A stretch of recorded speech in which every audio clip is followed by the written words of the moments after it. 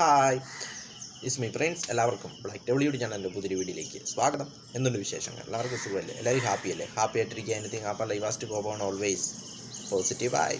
അപ്പം നമ്മളിന്ന് നോക്കുന്നത് KSEB സ്പെഷ്യാലിറ്റീസ്, KSEBയുടെ പ്രത്യേകതകൾ. അപ്പോൾ അതിനെക്കുറിച്ചാണ് നോക്കുന്നത്.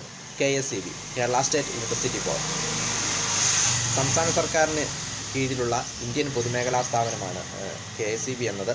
ഇത് സംസ്ഥാന സർക്കാരിന് കീഴിൽ വൈദ്യുതി ഉൽപ്പാദിപ്പിക്കുകയും വൈദ്യുതി പ്രക്ഷേപണം ചെയ്യുകയും വൈദ്യുതി വിതരണം ചെയ്യുകയും ചെയ്യുന്നു. വൈദ്യുതി വകുപ്പിന് കീഴിലാണ് ഇത് വരുന്നത്. ഇതിൻ്റെ ആസ്ഥാനം എന്ന് പറയുന്നത് ട്രിവാൻഡ്രമാണ്. ഇത് സ്ഥാപിച്ചത് 1956 കേരള സംസ്ഥാന രൂപം കൊണ്ടു. 1957 മാർച്ച് 7-നാണ് KSEB സ്ഥാപിച്ചത്. സംസ്ഥാനത്തിൻ്റെ വൈദ്യുതി ഉൽപ്പാദനത്തിൻ്റെ ചരിത്രം നോക്കുമ്പോൾ 1 നൂറ്റാണ്ടോളം പഴക്കമുണ്ട് ആ ചരിത്രത്തിന്. അതായത് 1910 സംസ്ഥാനത്ത് ആദ്യമായിട്ട് വൈദ്യുതി ഉൽപ്പാദിപ്പിച്ചത്. അതായത് 1910 മൂന്നാറിലെ കണ്ണന്തേവൻ ഹിൽ പ്രൊഡ്യൂസ് കമ്പനിയായ ബ്രിട്ടീഷ്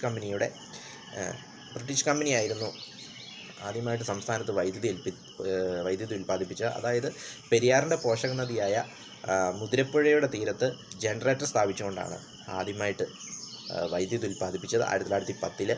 പിന്നീട് 1932 ഹൈനസ് ശ്രീ ചിത്ര തിരുനാൾ മഹാരാജാവും അദ്ദേഹത്തിൻ്റെ ദിവാനായ സാർ CP രാമസ്വാമി അയ്യരും കൂടി ചേർന്ന് വൈദ്യുതി വകുപ്പ് രൂപീകരിച്ചു. പിന്നീട് 1934 കോട്ടയം, കൊല്ലം, നാഗർകോവിൽ എന്നിവിടങ്ങളിൽ താപ ഉൽപ്പാദന കേന്ദ്രങ്ങൾ സ്ഥാപിക്കുകയും ചെയ്തു.